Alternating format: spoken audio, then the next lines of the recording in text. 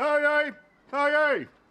My lords, ladies and gentlemen, please now be silent and listen to the specific instructions from the Time Team experts. During the English Civil War, 12,000 men fought battles in the streets of this peaceful Devon town. And one of the royalists who was hunted down after the battle was Vincent Stetson of the famous Stetson hat family. Cannonballs like these have been discovered in the gardens of Modbury, which local residents believe hark back to a brief moment in time of the town's rich history. So we're joining forces with the local community to see what else we can find in their houses and gardens. There are glimpses of a fascinating past hidden in surprising places all over the town, like this fireplace, which might once have stood in a long-lost medieval manor. But what I'd really like to find is a missing 12th century priory, which might well have replaced an even earlier church. But I think the secret of Modbury lies in the ancient landscape of Devon and the story of Iron Age trading links that stretch to Europe and beyond. That one means shifting ever so slightly. With so many storylines, we're banking on the latest technology to help us keep track of what's coming up in the gardens of Modbury. And we're joined by Jim Stetson of the Stetson family, who's come all the way from America to trace his family history. And as ever, We've only got 3 days to do it!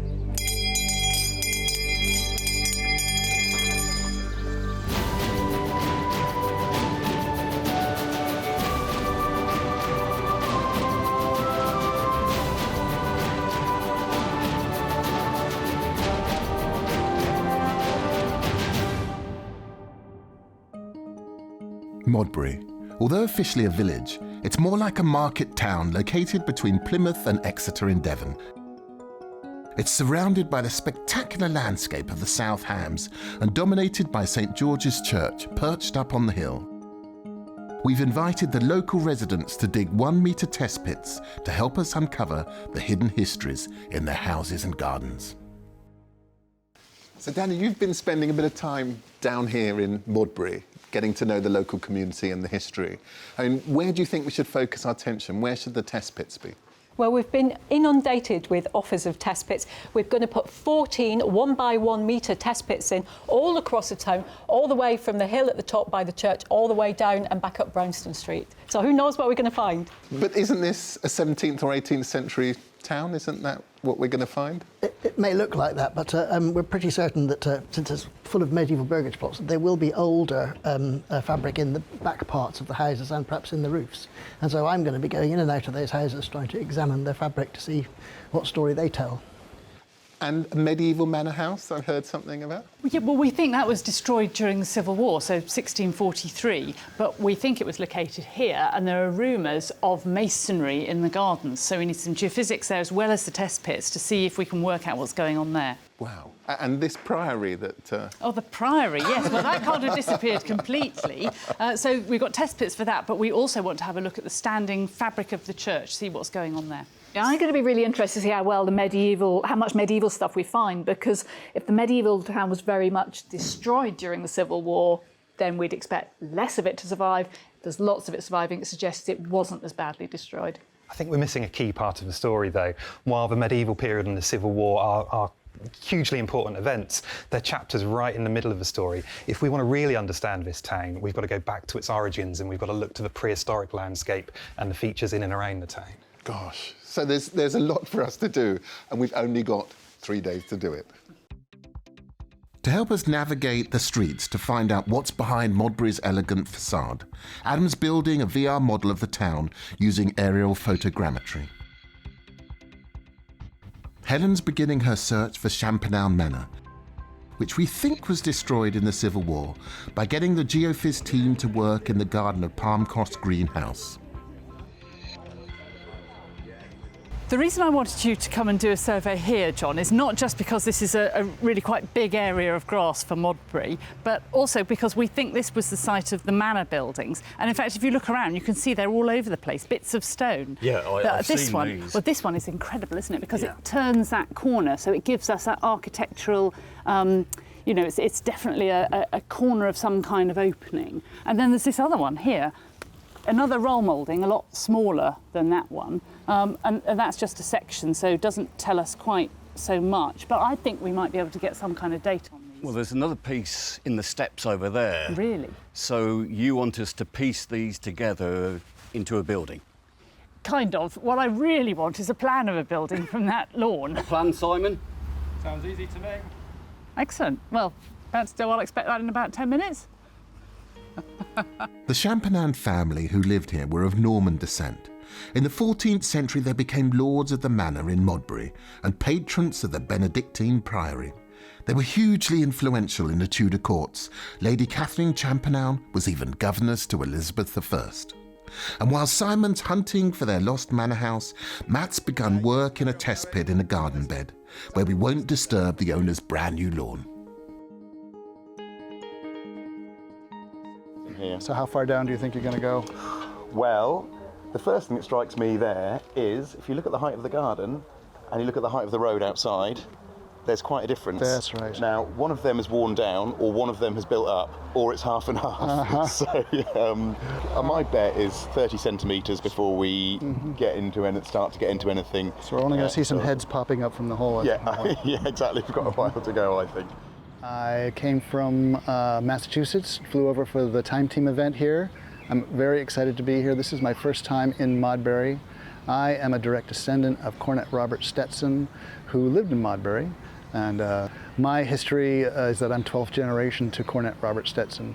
I grew up knowing about the history of my family all the way back to when they arrived in America. And we've always also dedicated money and have a charter to support the Modbury Church here. This is an amazing opportunity that I've had to come out here, spend the 3 days with the Time Team crew, meet a lot of local people, meet the team that's doing all this work. So I'm being treated like a rock star right now, and it's an amazing experience. Let's get to it. So it's all hands on deck in the local primary school, and even Bear's been recruited to help out. Hammer meets small pickaxe. Now it's just take the turf off first, but because it's been really hot and dry recently, the ground is really solid.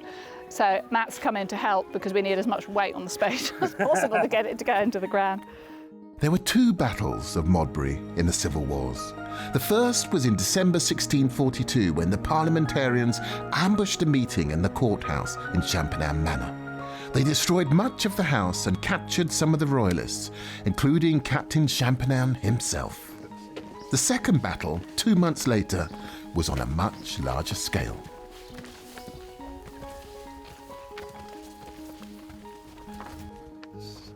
So, Sam, this is the field that the Battlefield Trust are interested in looking at. That's it. So this is where the Ordnance Survey mapping marks the battle as having taken place. And Modbury is one of the lesser known battles of the Civil War, basically. There's never been any archaeological research done on it. And effectively, this is just a really good opportunity for us to actually do some primary research on the site that no one's ever done before. Why this field? Is there actually a record of the battle taking place here? We know basically the direction that the armies were approaching. So we've got about 8,000 men, approximately, parliamentarians approaching from Kingsbridge, and about 1,500 royalists within Modbury itself, and then about 1,500 extra parliamentarians approaching from Plymouth, from the opposite direction. So they're all really converging on Modbury. We know the roads that they're using to get here. OK, so the royalists are really outnumbered. Hilda, you've done plenty of battlefield archaeological sites previously. What sort of things would we be looking in the archaeological record for to give us an idea that a battle did take place here? So on battlefield sites like this, we're mostly looking for metallic artefacts in the topsoil. So we do that through metal detector surveying. So on this side of the town, you might expect lead bullets of various sizes. So you had 8,000 parliamentarians advancing along here. Even if just half of them carried a musket and just fired one shot, that's 4,000 bullets that landed somewhere, presumably, and that's not even accounting for people firing back at them. And then the Royalists also built defensive earthworks around Modbury, so that's something for Stuart to really kind of get his teeth into, I think. It's a vast area to metal detect, so Paul and Keith will have their work cut out. At the other end of the town, Stuart's begun his survey to work out how the armies might have utilised this landscape. I've just left the churchyard and I'm following that curious curving boundary which goes all the way round it, which was probably the former limit of the Priory precinct as well. But I hope you can see it's actually not just a wall or a fence or anything like that. It's actually a big high bank, and if you can imagine a wall on top of that as well, how high that would be. And interestingly, during the Civil War, that would have been an ideal spot to defend. Gives you height, gives you a view over the countryside behind. So I have little doubt in my mind this would have been utilised for defence during that period. And now I'm going to follow this boundary round, which seems to get bigger and higher, towards Runaway Lane, which is where it is thought that the Royalist troops made an escape. And if they did so, they would have had to climb over quite a high feature and drop down into this lane that I'm walking on now before they get to Runaway Lane. And while they were around here, they'd actually be very exposed and in extreme danger.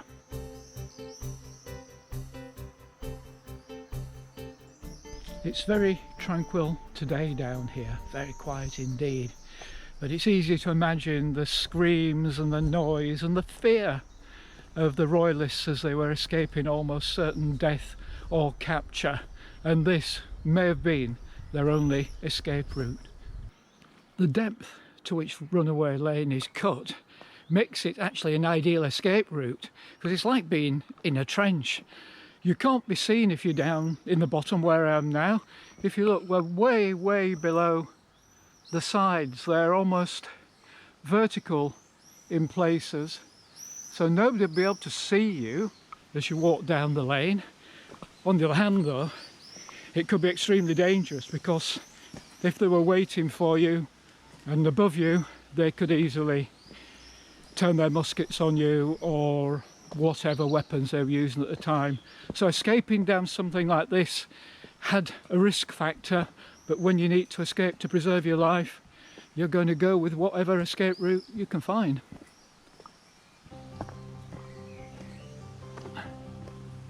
It's noon, and the test pit is looking good. And despite his worries about the height of the garden, we're already in the finals. Hi, Matt. Oh, hi, Helen, you all right? The garden that we're standing on here, the garden level, is maybe a foot and a half, maybe higher than the road outside, so we might have a bit of makeup to go through first. But it's promising, though. We're getting a few good bits and pieces out of the topsoil here. Look, here's a few bits we've had already, so that's my favourite so far. Oh, that's quite fine and delicate, isn't it? And what's this? Is this that Staffordshire brown and orange stuff? Yeah, I think so, yeah. 17th, 18th century? Something like that, yeah. So we're kind of heading in the right direction, and here's another bit of, I think that's glazed tile. Again, it's post-Tudor and certainly post-medieval, but it's not bad, is it? No, it's uneven, isn't it? I mean, it's definitely old, isn't it? As we archaeologists say. Yes, well, that's marvellous. So we need to get through all that first and get down, and hopefully, if we're really lucky, we'll land on the wall of a brew house. Well, a brew house sounds very welcome on what has turned out to be a very hot and muggy June day. But our test pitters are undaunted. Photos and information from the gardens being transferred by QR code back to the dome. Obviously chat amongst yourselves if that's what you want to do. Okay. Yeah, I think this was a good idea, getting the nails in, Simon, because it's absolutely rock solid. So Pete, what have you been working on? This is the data hub, effectively. Everything that's coming in from the drones is ending up here. Everything that's coming in from the mapping is ending up here. Everything that's coming in from the trenches is ending up here. So let's give you an idea. Touch that. And here's our lovely site plan of Modbury coming through. We've got all our test pits, all our GPR, and if we select each test pit, you'll see we'll even be able to bring up the various photos and bits and pieces. In the incident room, Helen and Matt are on tenterhooks, waiting to see if John's found the medieval manor. Well, you've only given us 10 minutes, but Simon's done wonders. So if we look at one of the radargrams, that's the top of the lawn, and if we go down 80 centimetres below the surface, we can see this clear reflection. Now that looks like an intact floor surface, 4 or 5 metres across maybe. And if we start to look at the plan, we'll go through the time slices And gradually, as we get deeper down to the 80 centimetres, we'll start to see this rectangular block come in here. Here we are. We think this is the floor surface, and you can see fragments of wall lines all aligned in this direction. And as we go even deeper, we get more information. I've sketched it for you, so you can believe me. There's Matt's test pit. There's Palm Cross greenhouse. These are the garden beds. And that's the floor surface. And we think we've got a range of buildings going right onto the lawn. Now, that's about 4 metres across there. Yes, that is absolutely amazing. It is so clear, isn't it? And it strikes me that it looks like it could easily be going underneath Palm Cross greenhouse. Well, it's certainly earlier than the lawn, and I think you're going to need to dig it. That'd be my job then, John, I guess. Well, that would be if the very kind residents of the house will agree to sacrifice their lawn. All right, OK. Have to go and ask them. Let's hope it's not a septic tank. Ideally not. We hope it's Champernel Manor, which was damaged beyond repair in the Civil War. We know 15 names of royalists hunted down after the parliamentarians took Modbury. One was Vincent Stetson, who we think followed his fortunes to America with his cousin Robert. Cornet Robert Stetson is the founder of the Stetson kindred, and almost every Stetson in the U.S. can be related back to Cornet Robert Stetson. So I'm 12th generations to him. And the Stetson hat maker is part of the line, and there's other famous Stetsons on the line. But, you know, so I'm always focused, of course, on the American side, and this is so much more fascinating for me, for all these different pieces that I'm now starting to fill in. So here we have a family tree for the Stetson or Stetson family of Modbury. We have two first cousins here. We have Vincent Stetson and we have Robert Stutson or Stetson, who we think made the journey across the Atlantic in or around the 1630s or 1640s. And what we'd like to do is try and investigate this family more and their history within Modbury. We know that Vincent was listed in some of the records as being a cordwainer. So that's actually a shoemaker who specifically usually works in something called cordovan leather, which is a very high quality leather. And equally, the Vincent Stetson that has his will passed through probate in 1690 over in the States, the inventory attached to that Vincent's will includes a wonderful listing for a large quantity of leather and lasts. Oh. It's effectively a foot form that you make the shoe around. So the area of the family that we believe you are descended from Robert, very much carpenters. So Robert Stetson's father, Thomas, he was a carpenter, and we also know that his brother Hugh was a carpenter here in Modbury and later also a house carpenter down in Plymouth. And certainly the Robert that we see over in the US. On the US side, Robert Stetson had 2 sawmills, and he was where everybody brought their timber to be sawn, and all the housing construction was going through, I believe, was going through those 2 mills for a time. Obviously there's some sort of genealogical sort of link, because you work... There seems to be an engineering mindset that I can't escape. It's true. That creativity. I tried to do it. The warm afternoon wears on, and our test pits are going strong. Bit of glass. You need to write down and fill in where we found the glass. Oh, okay. Our volunteers are finding all sorts in Matt's first test pit. So far has been this. What do you think that is? What is that? It's a bit of metal, is it? Curved round there? Looks like the edge of a bucket or something. Your guess is probably as good as mine. I'm thinking maybe the band off of the side of a wooden barrel, perhaps. Right, OK. Yeah, so inside this we found basically little bits and pieces like clay pipe. Oh, nice. We've had a glass bottle, seashells. We've had some sheep's teeth as well. Right, OK. So it seems just like a sort of lightly buried trash barrel. Yeah, it's like a rubbish bin almost, isn't it? And you can see the bits of clay pigeon that we were finding earlier. Yes, they're all packed away. There's something actually left in the section there, isn't there? There is still, yeah, and obviously it goes into the section outside of our trench. So just really a trash barrel of little bits and pieces. And in the school, we've got finds that take us back to its Victorian origins. Remember what we were saying? Does everyone want to have a look at it so you can see what we're talking about? Yeah, absolutely right. Yes, what we. Roll. Yep. Like Victorian? Yes, good, good. Remember what I was saying about Vic glue stuff became cheaper to do and was very popular. The Stetsons seem to have been very active in the community. Hugh Stetson became church handyman and steeplekeeper in 1641, just before the Civil War. So Jim, I guess you're inside Modbury Church now. This is the place that your forebears were helping to maintain with all of those woodworking and carpentry skills and their own skill and innovation. And, you know, we have evidence of that. How does it feel to actually be standing in the same space? It is amazing. You know, I'm in awe, but I also want to get a paintbrush. Jim's curious to find out if any of his forebears' work survives.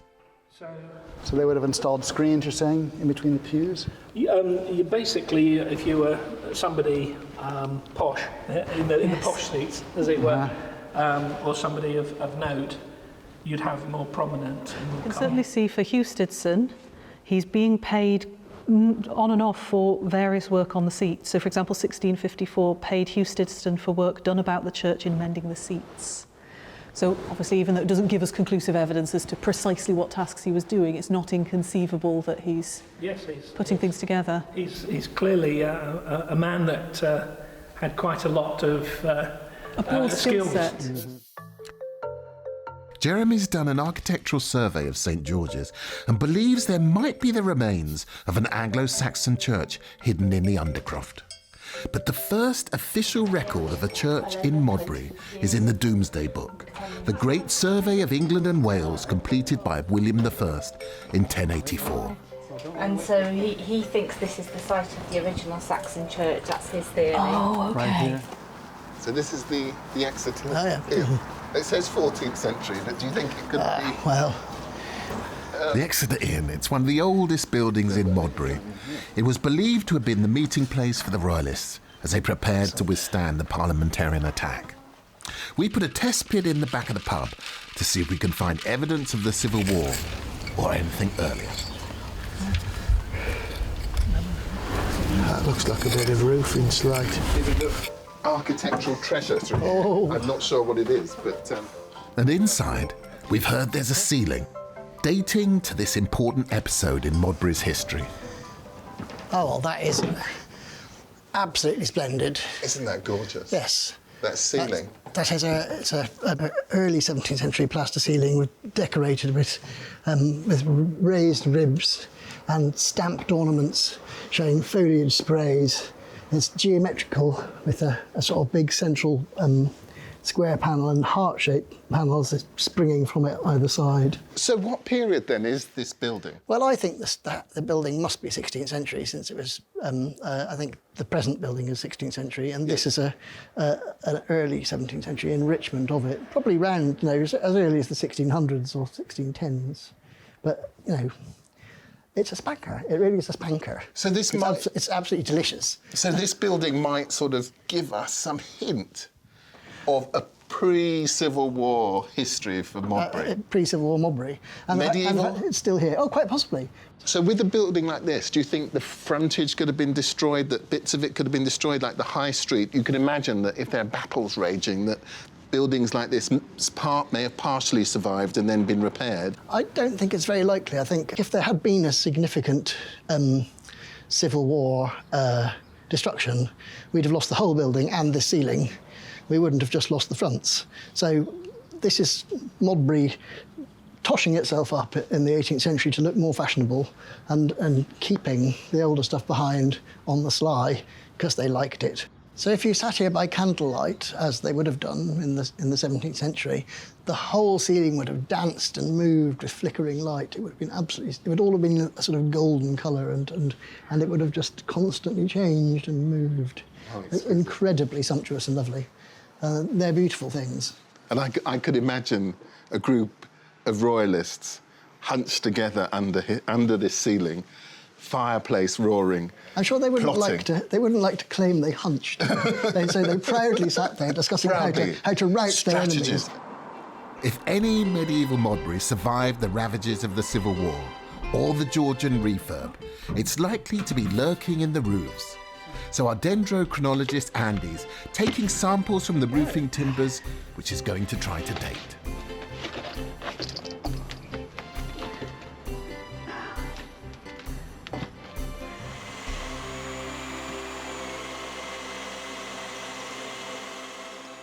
It's hot. Yeah. Oh, there we go.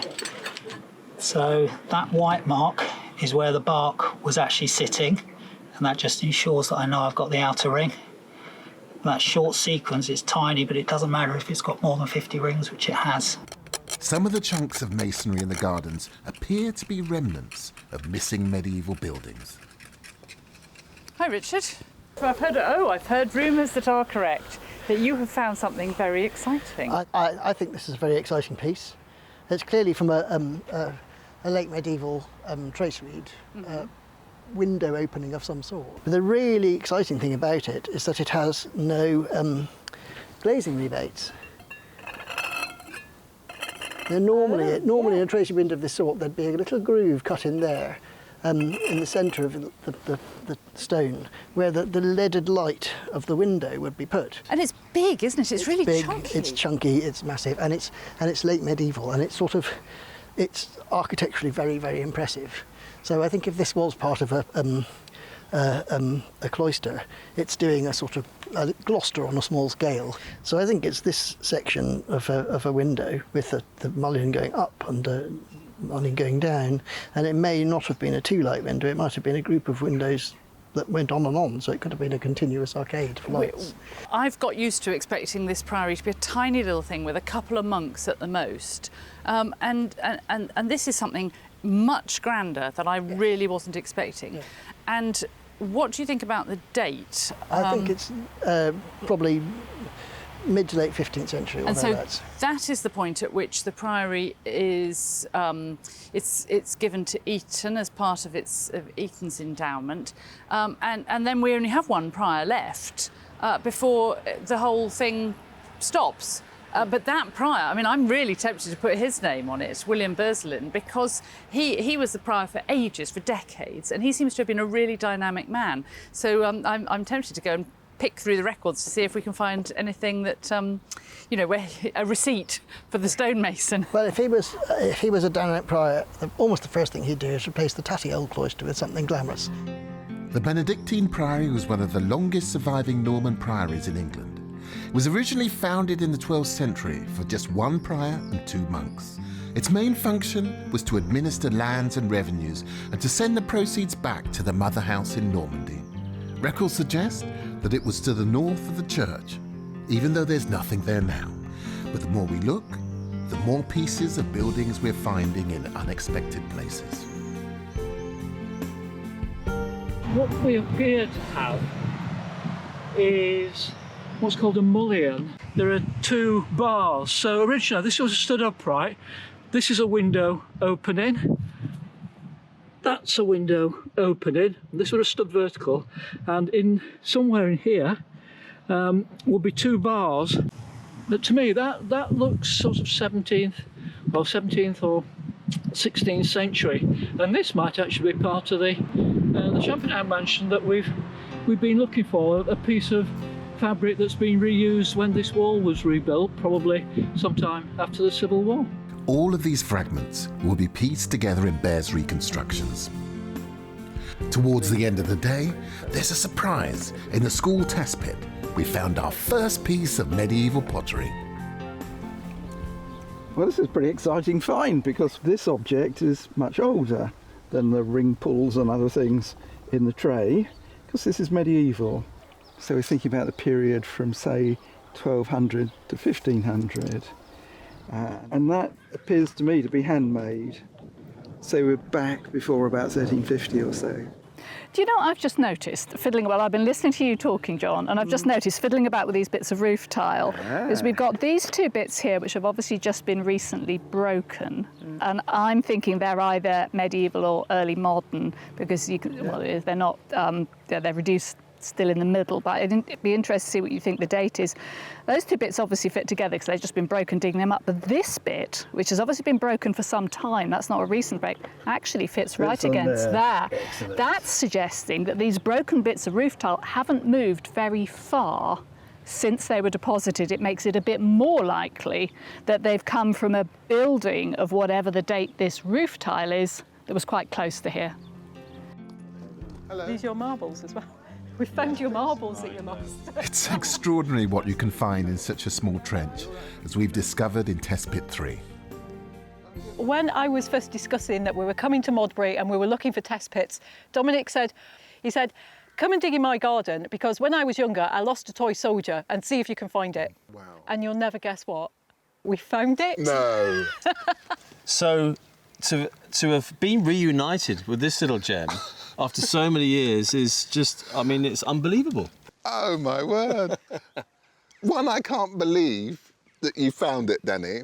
But also, I can't believe that you remembered the story of losing this. I know it's obviously a family heirloom, but... When you love your toys and you lose them, there's nothing more punishing and desperate. So, yes, that has stayed with me. But the fact that it's, you know, that we could have found such a tiny little thing is quite unbelievable. Oh. It's amazing, isn't it? I see this as being auspicious. What other treasures has this test pit produced? We go from the modern all the way, way back to this, which is some prehistoric flint. So it's pretty amazing, isn't it? It's the first prehistoric find to send back to the Dome, where we're collating the day's news from the test pits with all the surveys. John did send some other geophysics over, Derek, as well. Let's have a quick look. So he did some magnetometry out in the fields to the west of the town. And if we bring that and pop it in the right place, you can see there are some features in there, but I was kind of hoping there'd be some telltale prehistoric activity in those fields. But unfortunately, we didn't see much in that data. But I've spent a lot of the day in the village looking around, and actually the central area here around St George's Church, you can see it's got a very organic shape to it. So tomorrow I'm going to be looking out into the wider landscape. It's a great use of the 3D modelling and 3D data that we've been doing today as well. So not only has Adam been doing his great drone work, but we've been looking at a whole variety of things. So did you spot this out by the church today? Yeah, this could well be a 15th century font, and there's a coat of arms on the front of it. And if this was made in the 15th century, it's probably still in use around the Civil War, and this could have been where the Stetson family were christened. In fact, as fate would have it, in 1651 the Champernowne and the Stetson families each baptised a child in Modbury Church on the same day. It's been a hard day for the metal detectorists, who struggled to find any evidence of the Civil War on the battlefield.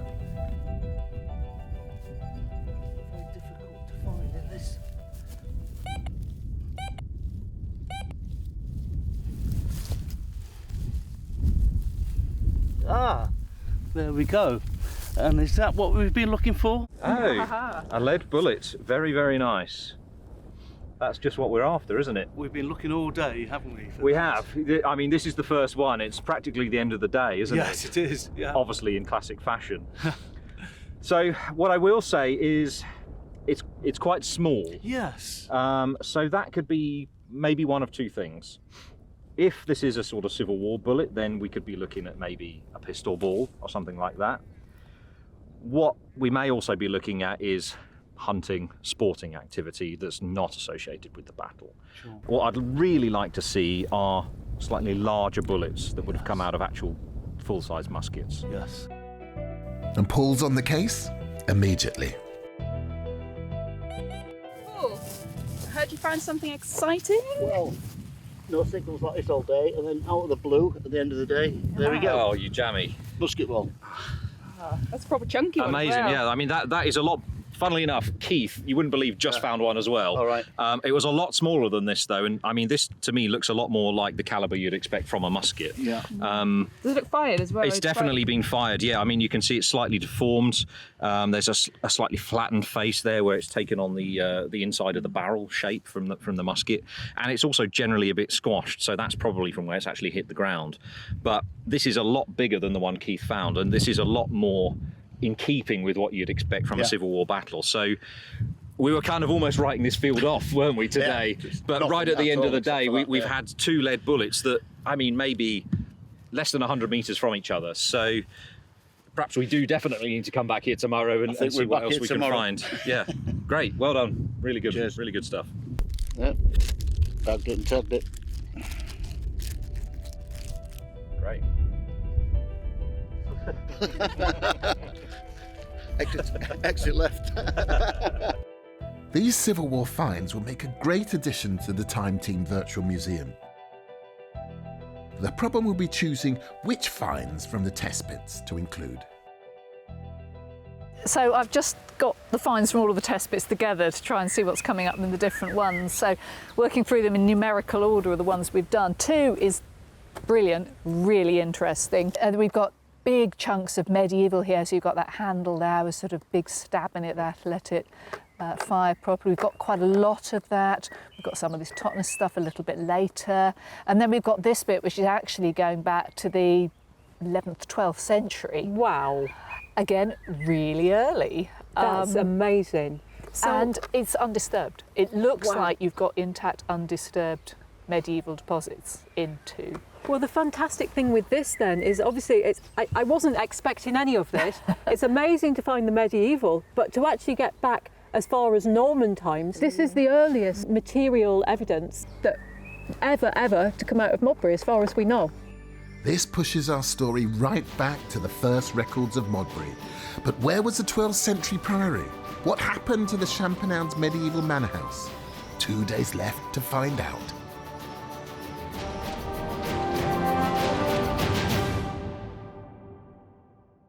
Join a thriving worldwide community of Time Team fans on Patreon.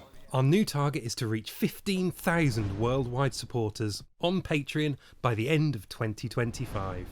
This will enable us to continue expanding the Time Team world with more digs and greater access than ever before.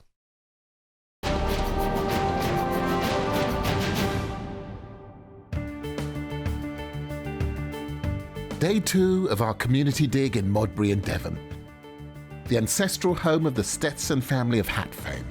And it's also generally a bit squashed, so that's probably from where it's actually hit the ground. We've found musket balls fired during the Civil War battles in the 17th century.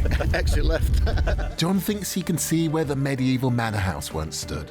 And Richard's convinced he's found a fragment of an elaborate cloister belonging to the 12th century priory. Probably more traces at the top. And our test pits have turned up prehistoric flint, Norman pottery, and even a long-lost toy.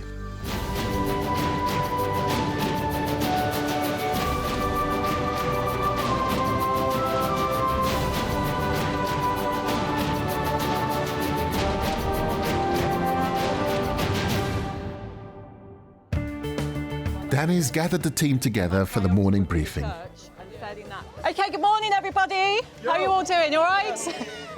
Thank you for coming along. It's day 2, it's another lovely sunny day. We've got some new volunteers and we've got some volunteers from yesterday as well. Our investigations have opened up some unexpected avenues for us to explore, and there's quite a buzz around the town.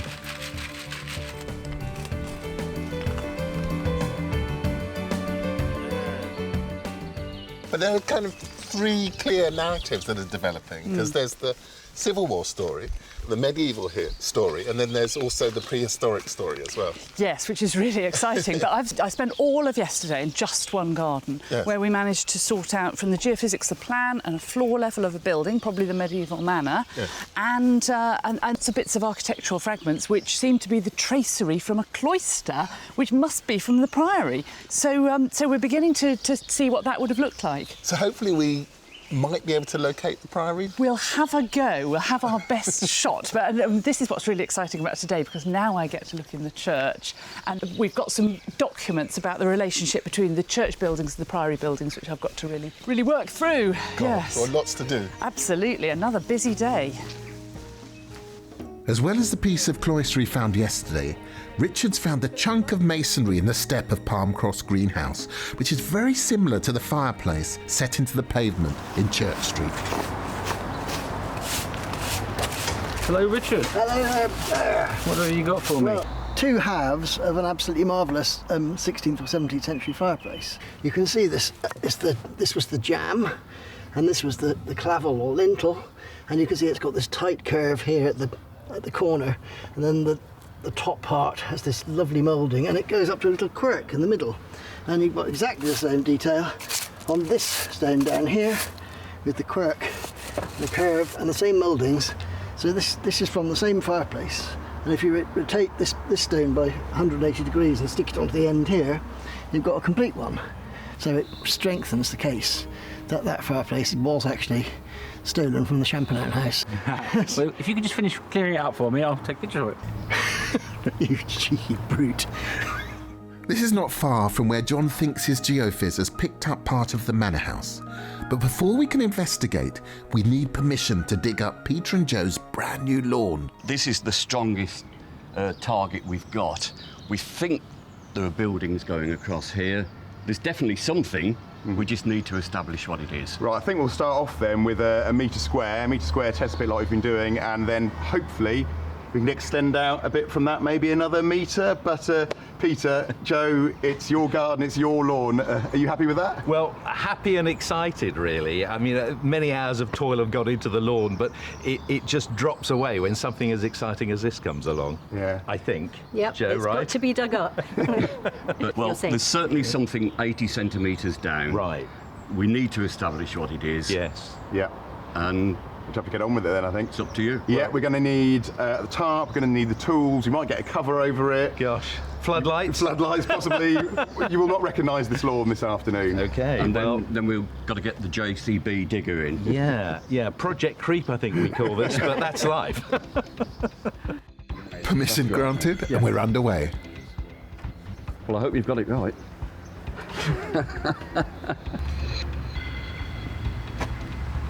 There goes the lawn. We hope this will give us a glimpse of what must have been an impressive medieval manor, which will help Richard and Bear as they attempt to piece together what it might have looked like. Nearly all medieval houses had the same elements. And if you think about it, basically a medieval house is a very glamorous hut.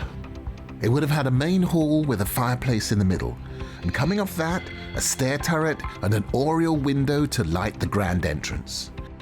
Around this would have been rooms for accommodation, as well as pantries, butteries and sculleries. And as the Champagnat house was also a courthouse, it would also have had a courtyard and a gatehouse. We're putting more and more test pits in to help us to trace how Modbury has developed over the centuries. Stuart is looking for signs of the old medieval town layout in the later facades, and Adam's been working on a model to help us examine the town from all angles. And Andy's taking wood samples to help us date the Exeter Arms. Is this beam up the top here? See the surface here? The way it's squared tuned, off yeah. at that end, but then it becomes naturally round as you come this end. Can you see that? I see it. Which is the outside of the tree. So if we actually date the outside of the tree, that outer ring that gives will you tell a us the starting point. felling date. Yeah. We'll know whether it was the spring, summer or winter that timber was felled. They construct green, up it goes, so that should give us a construction date for this phase. We hope that this will help us confirm that the earliest parts of the building are medieval.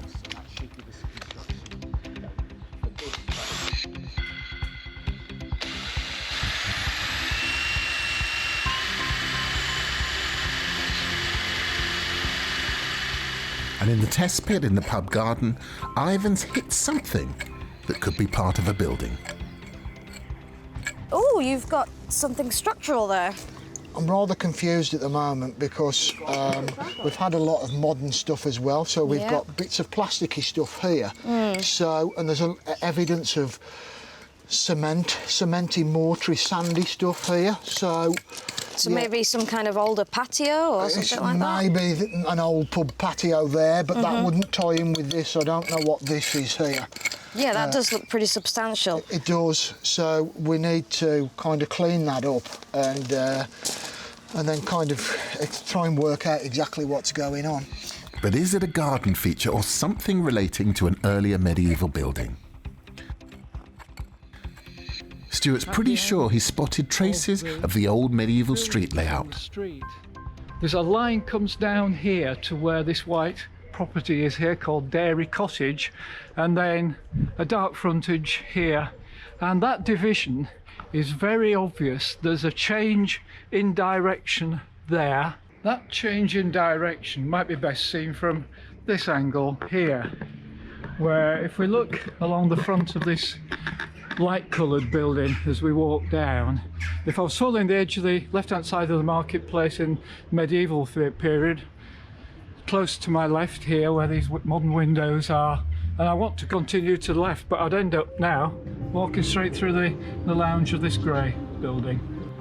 Yesterday, Carenza was surprised to find medieval roof tile in the school test pit.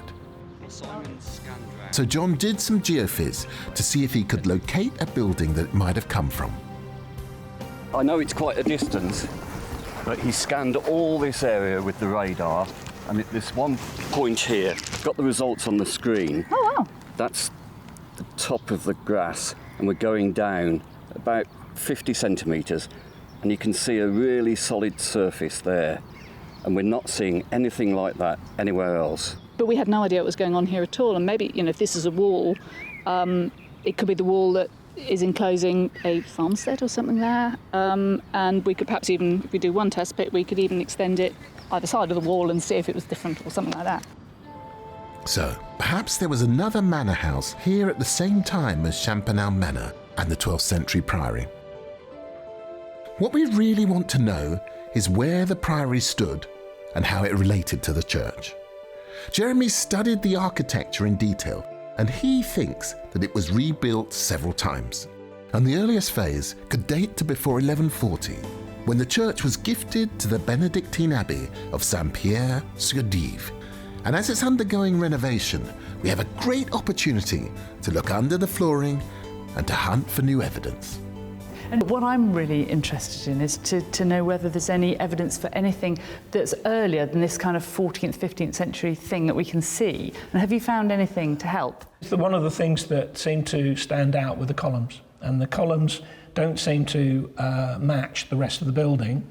And when the spandrel plaster fell off, what we found was that there was a couple of phases of construction above the putt log, which is the square stone there, is a different phase to the lower phase. And so that implies that there is definitely alterations going on, and that the Gothic arches are a later period than the columns.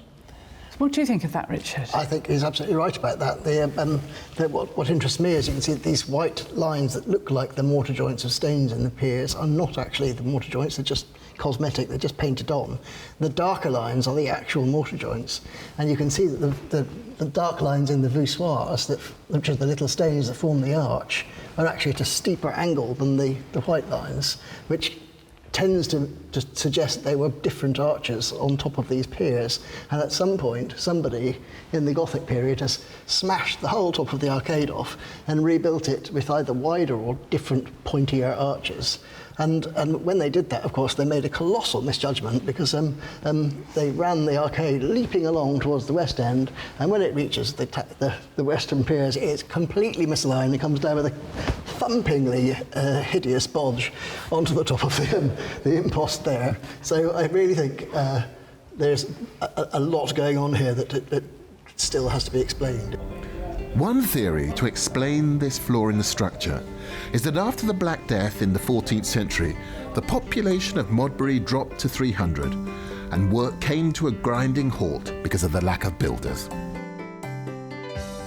Back in the Exeter Inn, Ivan's still puzzling over the stone in his test pit. Well, it's definitely interesting. Seems to be a sort of linear edge to it, doesn't it? Sort of going down the middle of the test pit, and it's very much perpendicular to the street, which means it could easily be something like a burgage plot boundary, but it could be a building. If you're saying it's a doorway with wear on it like that, I mean, the odd thing is the wear doesn't seem to extend the other side of the crack there, but it's all possible. What's that bit of plastic sticking out the side there, though? Oh, that's 20th century Twix packing. OK, so either Twix bars were a lot older than we ever thought they were, or that feels a little bit more recent. So I think what would be a really good idea if we do a sort of another test pit immediately next to it, so sort of create a 2 metre by 1 metre trench, effectively, but we'll record them just as 2 test pits. Yesterday, Danny was surprised to hear that there was Norman pottery in the garden of Brickhouse, because the popular belief is that this quirky building was a hat factory. And as you can see here, all these little narrow slots that have been infilled with bricks were windows. This is quite interesting, isn't it? The way it's, you know, very distinctive, and they're equidistant all the way along. So. Yes, absolutely. The distinctive thing with these headers here suggests that it's 18th century. So we think that we've got a building from the 1700s that has some kind of industrial activity. Yeah. And the finds from the test pits are beginning to support this theory. We've got this nice post-medieval green glazed pottery on the inside, fairly typical of post-medieval pottery that you get around here. That, weirdly, not entirely sure what that is. It's either a bit of wood or it might be a bit of leather. No way. So we'll have to get Naomi to have a look at that. Yeah.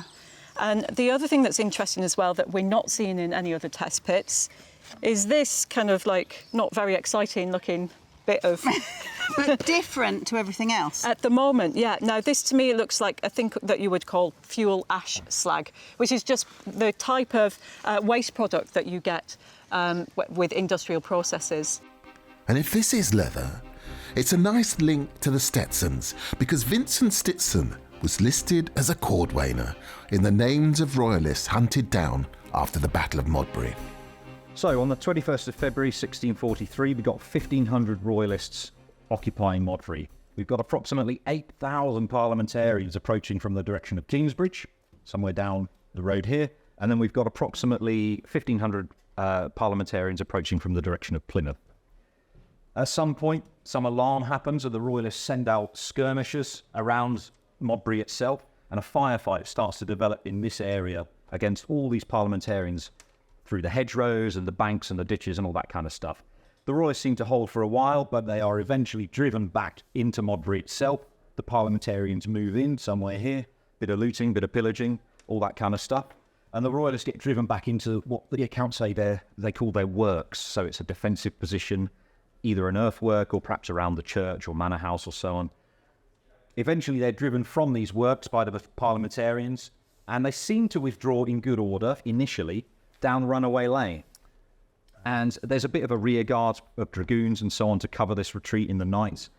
The Plymouth force seems to initially have been a little bit inactive apart from a bit of skirmishing, but eventually they do start chasing the royalists off in the direction of Plymouth. And we know that the parliamentarians capture about 1,000 muskets during this struggle. So that's probably most of the muskets that the royalists actually have. Yeah, wow, what an event. And do we have any idea of the number of casualties that the royalists would have received? Each side will claim maybe only a few, but in reality we're probably looking at 200 to 300, maybe even a few more. The royalists have of course only got 1,500 men in total, so even 100 or 200 casualties is a sizable proportion of their force. It must have been quite a harrowing experience all round for everyone involved in that, but fascinating, thank you. Cannonballs and musket balls have been found all over Modbury, and these would have been manufactured by the founder, who was one of a vast entourage of people servicing the needs of the army. And taking on that role for us today is Mark Griffin.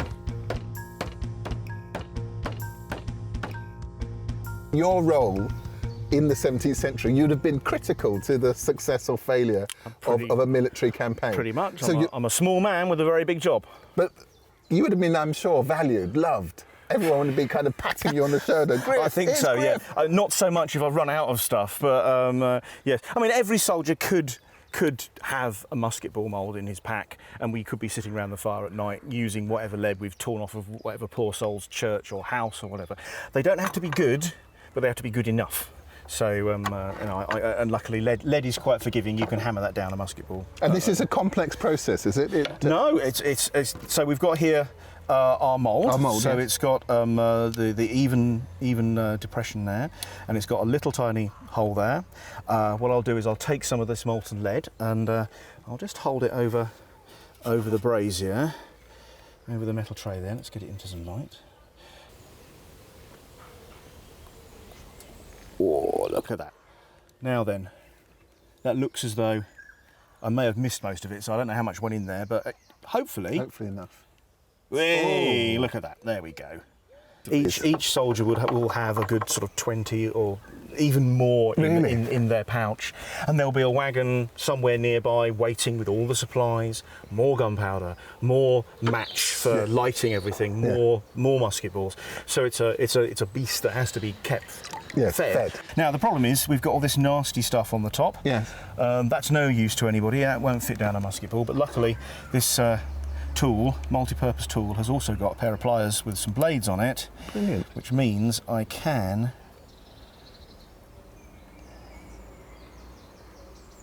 snip it off. There we go. Now it's not perfect, but again it'll do. That'll go down a musket. That'll come out the other end quite nicely, and hopefully that'll cause some damage to somebody 80 to 100 yards away. Wow. We're working in the garden of Train House, which was stripped of its lead roofs to make musket balls, and it seems that even the church was involved in the supply chain. If we wind back the clock to 1642, so that's the year where we start to see the Civil War really hitting Modbury, we've actually got explicit evidence of a man called John Spinhay being paid by the parish to cast 172 pounds of lead into bullets. And this is really quite a remarkable thing, because we have to remember the book that we find this in is actually the church warden's accounts. So these accounts in particular represent what the parish was spending its money on. So this is actually the parish's, the church's money that is being paid to a man to cast bullets. The church was ultimately taken by the parliamentarians, who were believed to have used it as stables, and supposedly defaced some of the effigies, including that of Sir John Champernowne. In the graveyard to the north of the church, we've been searching for physical evidence of the priory. And although there's nothing structural showing in the geophys, Dan is keen to put a test pit in. So I think this looks good. Yeah, right here. As good as any place, I think.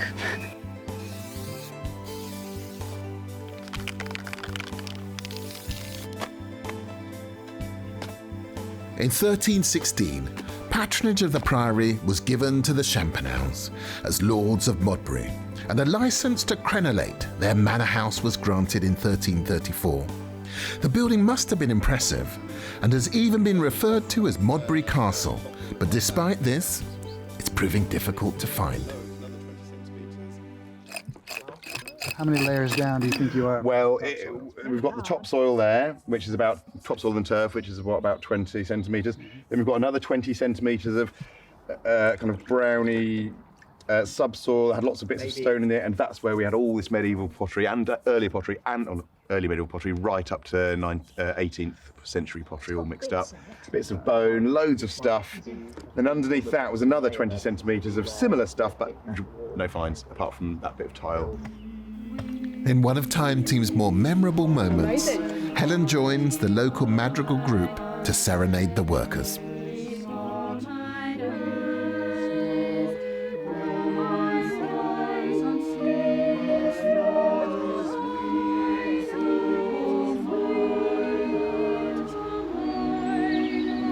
And in a strange twist, Richard has discovered that the Champernowne's fortunes were inextricably wound up in a band of musicians that brought them favour with Henry VIII. Apparently, King Henry VIII had the Champernowne musicians up so often that it nearly bankrupted Mr. Champernowne. And Mr. Champernowne lay low during the period of Edward VI and Mary I. And then when Queen Elizabeth said, "Here, I want to hear your musicians again," he said, "My dear Queen, it cost me several manors." And she said, "Your attitude just cost you the rest of them." And that basically was the end of the Champernowne fortune.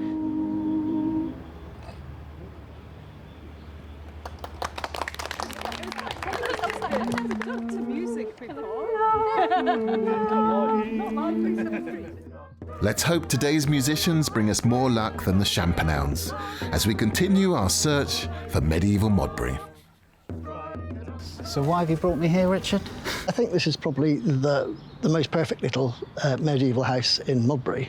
It's one of the manor houses, one of 4 manor houses in the town. Very interesting because you have this situation with the 2 high roofs at either end, and this lower section in the middle. And you've also got these 2 stair turrets, little gabled features stick out the back, which is an indication that this may have been an open hall house. The centre part here was possibly an open hall. It is a lovely little building. It's where Catherine Champernowne, who was Walter Raleigh's mum, used to live, and I think it was serving as a dower house to a courthouse. So as ever, we're hoping the secrets are in the roof, in the timbers, yes, and we'll get a date. Hopefully. From them. Yes. Well, let's see if they're there, shall Let's we? do it. Well, Richard. And for good measure, we're putting a test pit into the garden too. We're into the afternoon of day 2, and Corenza's heard that there are some good finds coming up where we found the toy soldier. And she's keen to take a look. Right, so we're now coming up Brownson Street to test bit 3. So guys, how are you getting on? Oh yeah. Wow, you've got it even deeper than you had it before lunch. So you had some fantastic finds there. Where are the finds? Are they still here? Yeah. The finds are over there, yeah. Ah, now what's this in here? We found a metal disc. I think it's a coin. Okay. Oh, all right. Okay, so you'd be pleased to know the other coin we had from the other test bit turned out to be a modern 1p piece. But this definitely isn't that. It's much, much thinner. You can see sort of how thin it is there. I think it's probably silver, but I would have thought that's almost certainly medieval. Yeah. Probably about 1400. So worth quite a lot. If it's a penny, that's worth, quite a lot of money then. Ah. And there's a really interesting collection of other bits and pieces, isn't it, from here? So that's that black pottery. That's quite expensive, very fashionable sort of 18th century sort of type pottery. That, you know what that is? It's a glass stuff there. Yeah, well, it is glass. You're absolutely right. But I think it's part of the stem of a glass. And in fact, looking at this, can you see that octagonal shape there? Yeah. So that's the bowl of a glass as well. So effectively, you've got the stem there, and the bowl there. Really quite expensive item for its time, but mixed in with later stuff. But you've got what's coming out from the next context down? Oh, this right. Now that's really interesting. You've got lots of bone, you've got much less pottery, you've got none of the modern white stuff, and you've got some of this glazed medieval pottery that's probably quite late. That could be Civil War period. That rib, you can see it's been cut across. It's a straight edge there, but it hasn't been sawn. So that probably means it's pre-1700, and that fits with all of this. So you're into earlier deposits there. What's in there? Is that the most recent? Right, this is the... That's the most recent. We've got a couple of pieces of pot below this, but it's the finds are very sparse below this level. And that all of your pottery there is all unglazed, isn't it? Yeah. So that's looking, there's a lovely rim there. Yeah. So that pot there. So this could even be back to the 12th or 11th century, even sort of 10, or perhaps even around about the time of the Norman conquest. And so this looks like it was quite a posh, high status, wealthier than average perhaps property in the medieval period, and then also later on as well because of that glass. Who would have thought you could get so much from a 1 metre test pit? The records show that Jim Stetson's ancestors lived in Church House during the 17th century. It later became the Bell Inn.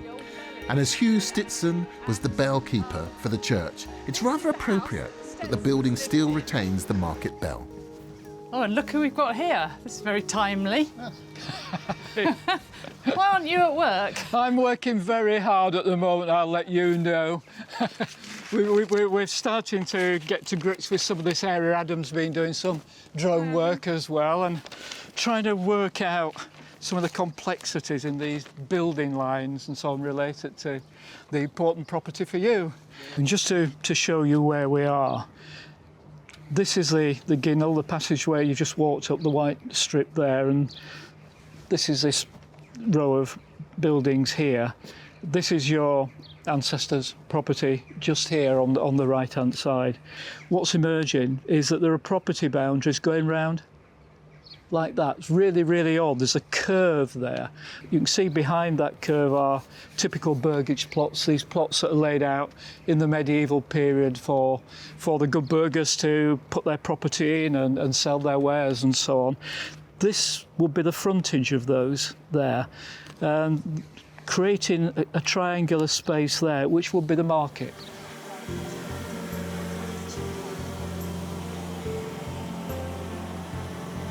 From Adam's drone, it's easy to see where the medieval marketplace must have stood. But Derek thinks that trading in and around Modbury must have started hundreds of years earlier. The rest of the team are busy working up in Modbury, and I've come down to the mouth of the River Erm, which I think is one of the most important features in this landscape. It's what connects the Modbury area with the English Channel and with the wider continent. And my suspicion is that during the Iron Age and during prehistory, this was an important trading hub, with tin resources coming down from Dartmoor, going through the Modbury area and being traded with the continent, right through here. And we know that because we can see tin ingots excavated from the very sandbar behind me. And he's spotted what appear to be Iron Age features in the landscape. Back at Train House, I'm about to learn the art of making gunpowder. So here we have our 3 ingredients. There's only 3, but they're all crucial. So these together make gunpowder? So we have sulphur, this lovely yellow element there. We have charcoal, and that's willow charcoal. Only the finest English willow charcoal will do. And finally, the most important one. This is saltpeter, or potassium nitrate. This is what's in your salt beef and in some of your ready meals. It can also be used as a weed killer, but also we're going to put it in this and make gunpowder. So what I want you to do is we're going to mix it in this. So if you could pour that into there. But these are incendiary, and I'm mixing them together. Yeah, so I'm going to stand back a bit while this is... in the metal. Okay, I trust you. No, it's actually, all these things are completely inert. Okay. So just whack it all in. It's all going in? Yeah, all of it. I'm trusting you here, Griff. Yeah. The good thing is you're using bronze to mix it in, and you can't get sparks and things off of bronze. And what we're doing here is legal, is it? I'm not going to be sort of arrested. There was that Gus on television. Not just making gunpowder, but showing everyone how to do it. We're making 100 grams, and we're doing it for sort of demonstration and education. Yeah. And what I'm not going to do is I'm not going to store it.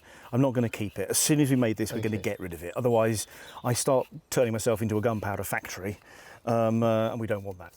But you probably would advise kids don't do this at home. Don't try this at home, or anybody else's home, to be quite honest. You know, I did Bake Off. And then this is going to be the perfect Victoria sponge stroke. And explosive. That ended with an explosion as well. But, fantastic. So that's great. So what we're going to do is just give it a bit of a stir at the bottom. Okay. There we are. Now we've got to set light to it.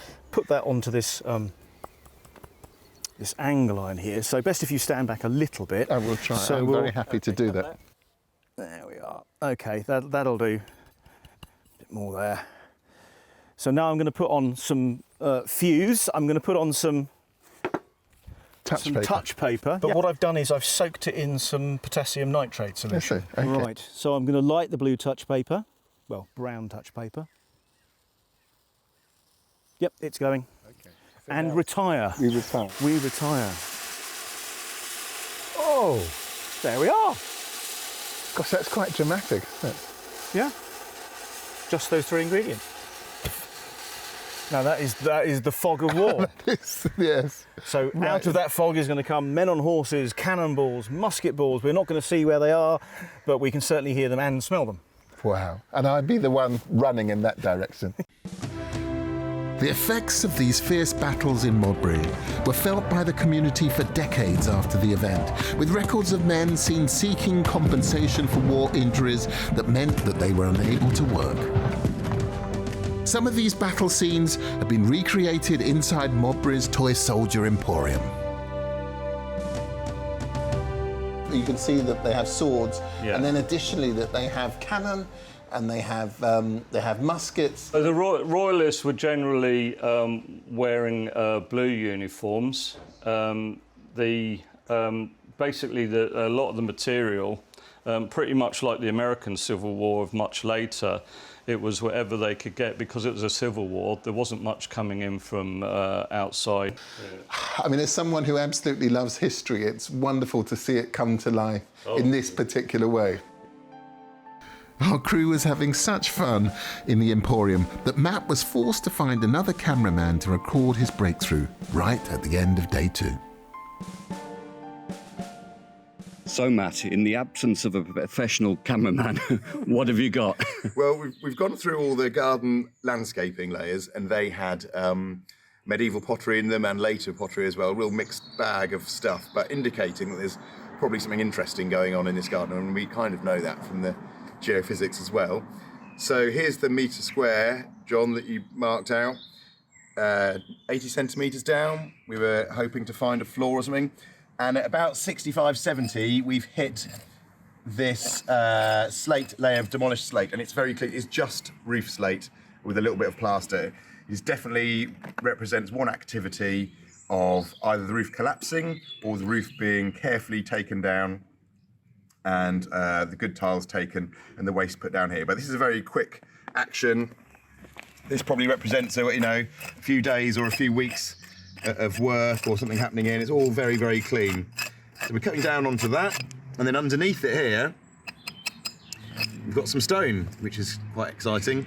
What depth is that stone? The depth, we've just measured it, 78 centimetres down, John. So. And how deep did we predict it was? I think you said 80, give or take. So 2 centimetre error? 20 millimetre error, yeah. That's not too bad, is it? Not bad. I mean, if it rained more, the grass might have bounced up a bit, so you could have been spot on then, but unfortunately... the weather. So how many points is that worth? Well, 2, obviously. I think it's 15 worth... centimetres out, you get 15 points. So could this be our first physical evidence of the mansion which was destroyed in the Civil War? How much medieval Modbury is left for us to find? And where on earth is the elusive Priory? Well, just one day to find out.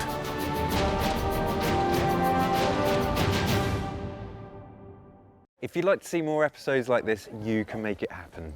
Our new target is to reach 15,000 worldwide supporters on Patreon by the end of 2025.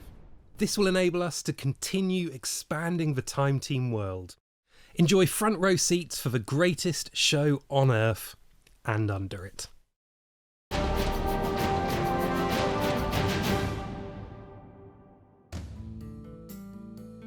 It's the last day of our dig in Devon, where the people of Modbury have already uncovered over 2,000 years of history in their back gardens. But we're also trying to find the Champernowne's Grand Mansion and a Benedictine Priory, which we now think had an elaborate cloister. Of a window. We could potentially have recovered something really magical here. But with just one day left, we're relying on our volunteers' enthusiasm and dedication to get us over the line. And I want to say a huge thank you to the volunteers at Modbury. So 5 hours left, can we do it? Yeah!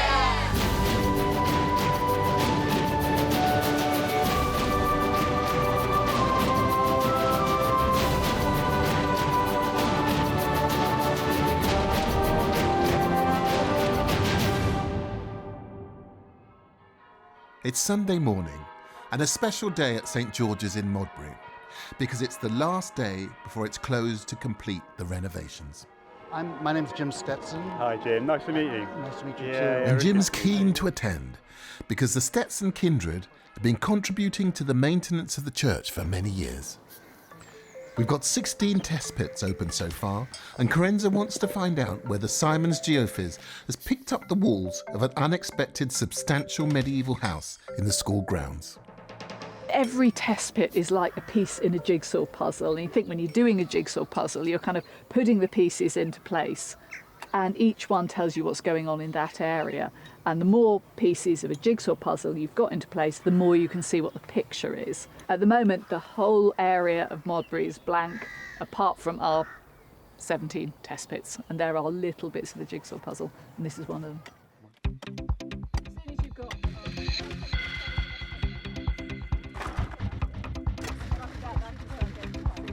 An important piece of the jigsaw puzzle might be in Matt's second test pit, because it could just be part of the Champernowne's Manor that we've been hunting for. See the straight lines along there? That's what the natural geology looks like, but here, it's going off round. There it's kind of coming off at an angle, and there's a big kind of metal thing there. And that way, it's all going that way. So it looks like natural geology, but it's not. So I really can't work it out. We know that we're inside a building. It could be something to do with the floor. If this is the floor of the Champernowne Manor, it's fantastic news, because we've been struggling to find any structural remains of medieval buildings. Unfortunately, Andy's dendro survey has drawn a blank, and he's blaming the climate.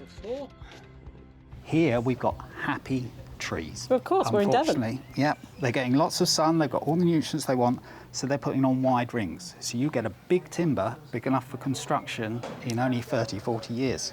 Right. Yeah. Whereas in Surrey, a timber only that size will have twice as many rings because it's very slow growing. Yeah. So this is our problem. Happy trees, I like miserable trees. Happy suffering. trees make miserable dendrochronologists. They do. But all isn't quite lost, because Helen's got her hands on a building survey of Church House, And the report, if you, keep your finger. where the Stetsons lived in the 17th century, in which one of the beams has been dated. It's Trust T3, and Robert Waterhouse in this marvellous report says that it's very similar to dendrochronologically dated examples, which are all kind of early 14th century, but this one is slightly stylistically later. So he's putting it at kind of circa 1400. And essentially, there's only 2 of these roof types in South Devon, and they can be really thoroughly linked to other ones elsewhere that have these 14th century But the stylistic dates. evidence is very useful because the dendrodates, we're not getting them. No. So you are having to use dendrodates around the area and bring them into Modbury to actually work out the dating. So this is incredibly useful.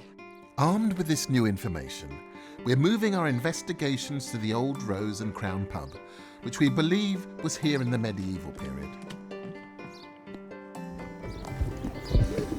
You need to eat some more Weetabix for your breakfast and a few more sausage sandwiches, I think, to get some weight behind you. And Andy's keen to get up into the roofs to examine the timbers. They should be. Here's a ladder I prepared earlier. Thank you. Shall I head on up then? Modbury has them. Let's see what we got. Can you see from there, Nigel? Just about. This is original, the collar, and we've got some nice wooden nails there. No metalwork used. Yes. Yeah. Some nice carpenter's marks. This is a later timber though, so we're actually looking at oak here. So pre-normally 1700 for oak. And we've got 1, 2, 3, 4 going that way. There's one behind me here, possibly another one, so it's either a 4 or a 5 bay. Yeah. We've got an N chimney there. We've got an M chimney behind me. So you're a chimney phase building, not an open hall. Yes. And open halls go out of fashion around 1540. Date-wise, I'd put it probably around between 1600 and 1650 from these features. This is around the time of the Civil War, when the Champernowne Manor just over the road was at least partially destroyed, but which Matt thinks he can now see. Are you happy that that's absolutely actually a surface? That's a cobble floor, definitely a surface, and it's obviously it's been, you caught a moment of trauma in the life of a building here. Right. They've moved in. They're selling all the masonry and they're selling everything they can get from it. So they've pulled it down. They've taken all the slates off, and you've got what look like scantle slates from a nice early slated roof here. Yeah. And when they just rip them all off, throw them onto the floor, it buries the floor, and then they take the whole building down. There is a couple of metal items there and there. I suspect they're bits of the demolition as well, are they, that have rusted to the floor? Yes, there'll probably be medieval and Tudor period buildings often have big stone window frames with metal stanchions let into them, both for security and for fixing window things too. So, I mean, I know it's a very difficult question, but you can't date a floor like this, really, can you? No, you cannot, no. It's very crude, isn't it? No. Well, it's a beautiful thing. Very often they form patterns. I think you might have the beginnings of a pattern here. Yes. The Royalists were pushed back into Champernowne Manor as the parliamentarians advanced through Modbury, and the whole area became a battleground. And Sam and Hilda are getting a taste of the weapons that might have been in use. So Sam and I are with the reenactors who are going to be showing us some period weapons from the English Civil War. Trouble is, we look a bit too much like archaeologists at the moment, I think. We don't really fit in over here. But I've got a plan for that. You ready to jump on 3? OK. 1, 2, 3. That is more like it. Let's go, shall we? OK. Is there any chance you can run me through this, Yes, Ian? you can have a go at that. I can be your drill sergeant for today. That would be try that. fantastic, if you don't So mind. in that case, the first thing, if we can put the musket down, butt end down on the floor. OK. And I'll come around to that side away from where you're doing the powder. And this muzzle loader, so everything goes down the front of the barrel. And this, we start off with a powder horn, and this has a little measure on the front, which is 2 drams, and you have to guess how much powder you're putting down. If you got it wrong, if you're too little, or the ball might not come out the barrel at all, and you lost your gun. If you're too much, you could blow the gun up. And from then, we'd need to put a little bit of wad in there. There would be a bit of grass, bit of cloth, anything we want. We're using a little bit of paper. And then if you take this thing out, that's our scouring stick, turn it over, shorten it a bit, push it in, and push it right down at the end and knock the powder in. Right. Pull the thing out again, turn it over, put it back under the barrel there, and we bring the gun up into a firing position, just like a modern shotgun. Okay. Take an aim, pull the cock back, it should click, and then it's just a matter of pull the trigger.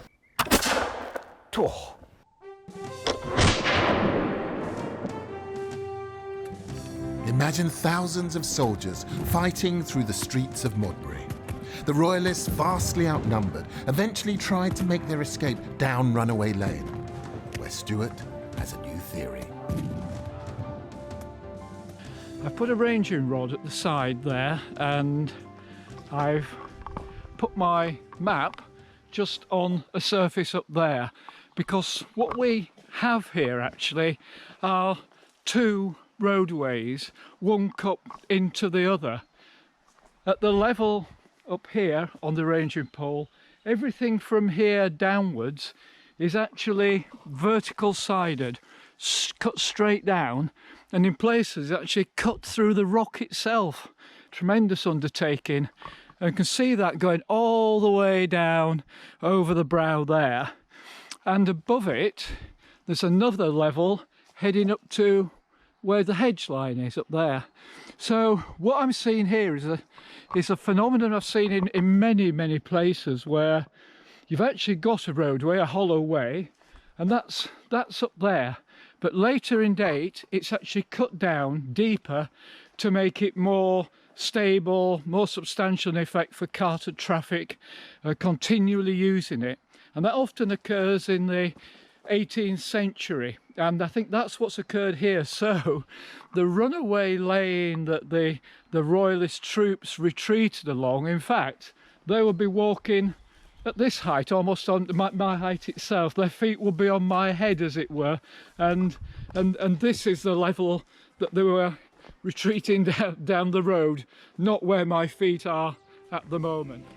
So it seems the fleeing Royalists were even more exposed than we thought. And the lower path was the main routeway into the thriving town that Modbury became in the 18th century. Back in the Exeter Inn, we've revealed more of the step. It's not really making sense as a building, but we have found a small piece of pottery. It's got that black central core with the orange. Yeah, that's definitely medieval. Yeah. So I'll just give you that toll. So that's definitely, it's quite a nice bit of medieval as it goes, because it's got a little bit of it's got a line round here. It's got a little bit of impressed decoration there, which sometimes you can even see people. In fact, I think that's an imprint of fingernail in there, where someone sort of decorated it kind of just by pushing their finger in like that, as it were. It's quite nice. I think it's probably, again, it's that 1200 to about 1400. So more medieval evidence. And just a few feet away in Back Lane, they've found the base of a large glass bottle. Oh, There we go. we got the bottom. Got the base. We'll find the other bit now. So if it, like that, you can see the shape of it coming Yeah, up I like can that. see what it does now. And then you have a neck there. So it's not a very tall bottle. No. And it's quite a sort of an onion shape. Yeah. An onion bottle like this might have held brandy and been passed around by Victor Stetson and the Royalists as they prepared for battle. So I'm really looking forward to firing this. So what we'll need is this thing. This is called the spoon, and this will be for loading the gunpowder. There would have been a barrel of gunpowder at the back, but we're not allowed to do that, so we've pre-measured some, and that will go in there, and this is just a quarter of a charge of what the gun will take. And we put that down the barrel, keeping it level, right to the end, then elevate and rotate and bring it out, and all the powder should be in there. We'll then need some wad, it's a nice green leaf, so shove a bit of that down there, and then take the rammer, which is this thing, and just tap it all home. We know that the Royalists had artillery at the battle, 5 pieces that were captured by the Parliamentarians. Is this a kind of small artillery piece that they would have had? Yes, we do. We do know that at least some of those pieces were breech loaders, and the only breech loaders they had in that time were swivel guns from the ships. What's next? Well, next thing we'll need is the pricker, that thing, and that makes sure there's some powder down inside.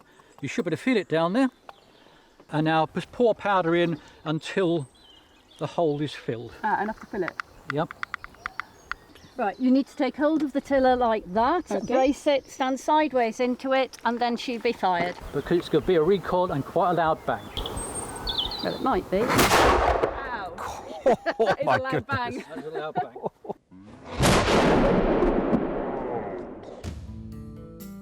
Records suggest that the cannon and a large quantity of arms were captured by the Parliamentarians as they took control of Champagnat Manor.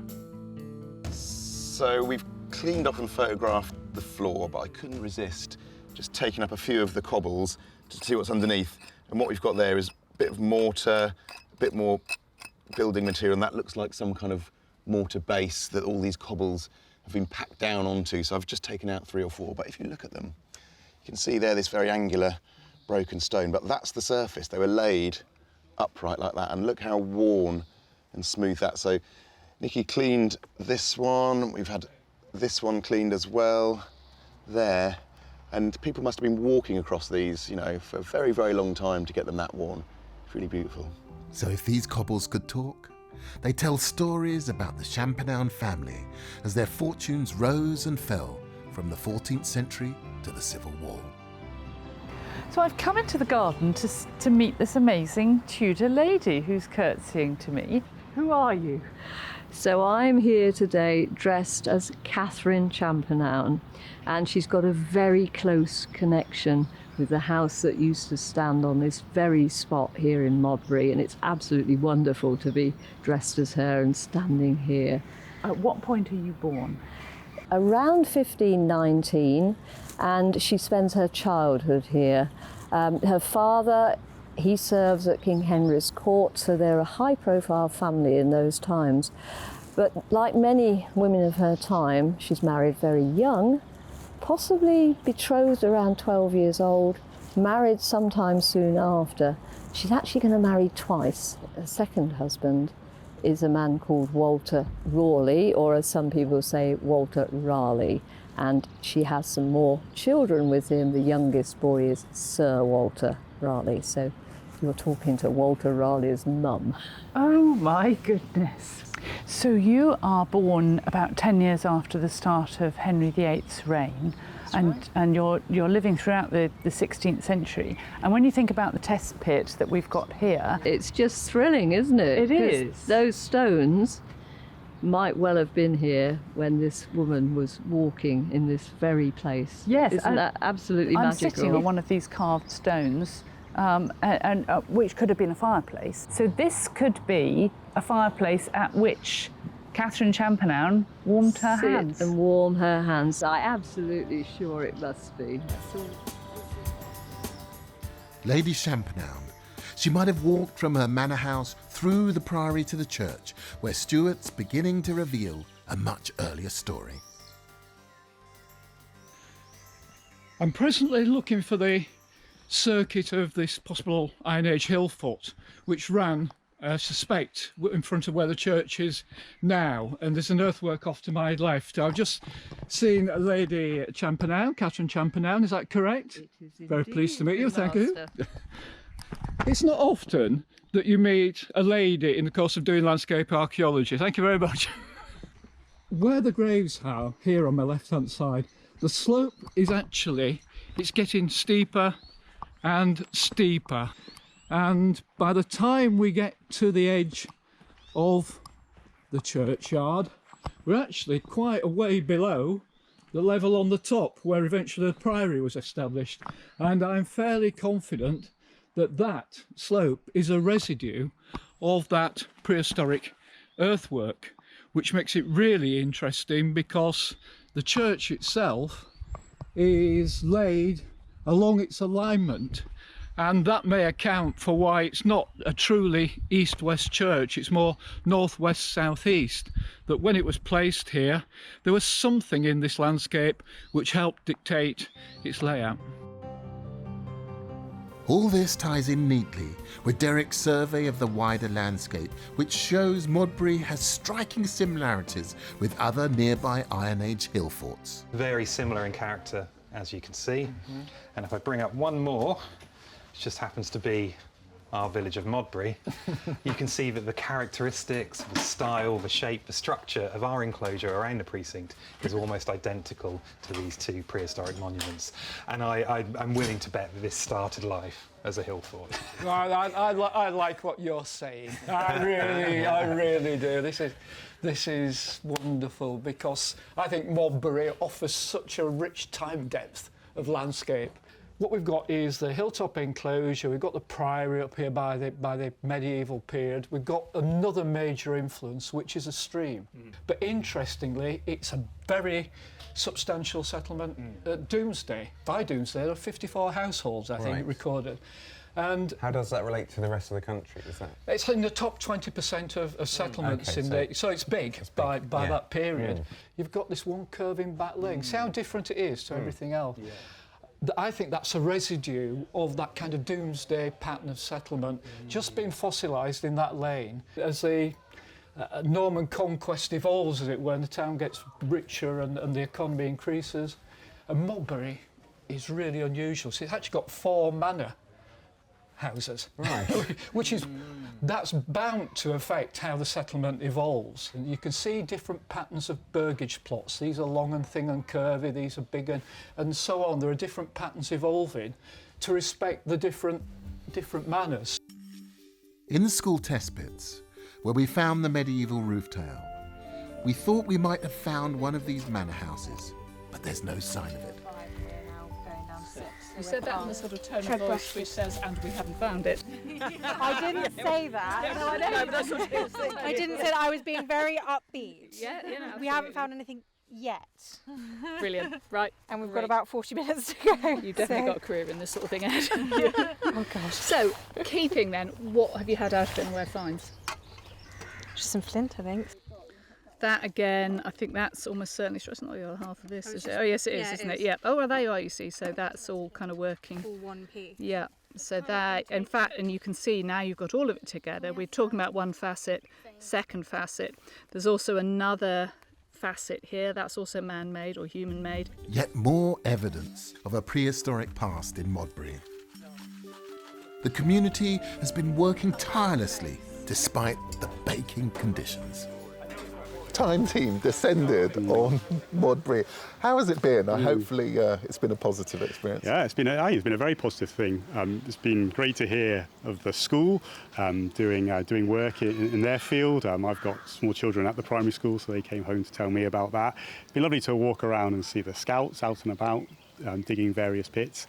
But also there has been a buzz in the town for the weekend, which has been great for us as a small town to feel at the centre of something. We're feeling involved and part of a big story. You know, it's not just the history we learnt at school. This is real people and real lives. I've lived in Modbury a long time and it's part of the community, so I wanted to get involved in it.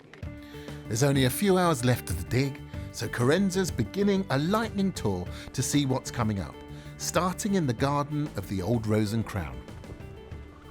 That's German stoneware. This particular sort of stoneware with that blue stuff on it. So that's imported from quite a long way away. Obviously it's coming in from Germany. There's another bit of it there with the blue on it.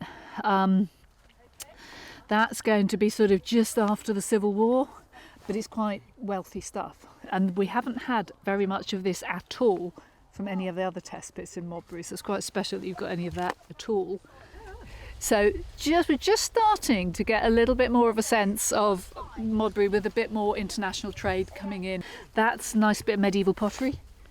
So that's going to be probably between about 1100 and 1300, 1400. So probably just before the Black Death. Might even be a tiny bit earlier than that. Oh, now that is fantastic. That is bang on Civil War. Okay, amazing. It's Staffordshire slipware. So it's very tightly dated. It's about 1650 to 1750 sort of time. But you've also reached what the thing we're really interested in here for Modbury is the Civil War. That Civil War battle, 1643. This is really Exactly. This is coming in straight after that. We're seeing pottery from the dark days of the Black Death and the Civil Wars to the wealth and the prosperity of the 1700s. These three bits, as I say, they're all looking a bit 1650, 1750, that sort of thing. This is coming from further away, Staffordshire probably. Okay. If you were really posh up here at that time, you'd have sort of imported Delft ware, which is kind of, it's a light, blue, white. Was it Delft ware that Carenza wanted?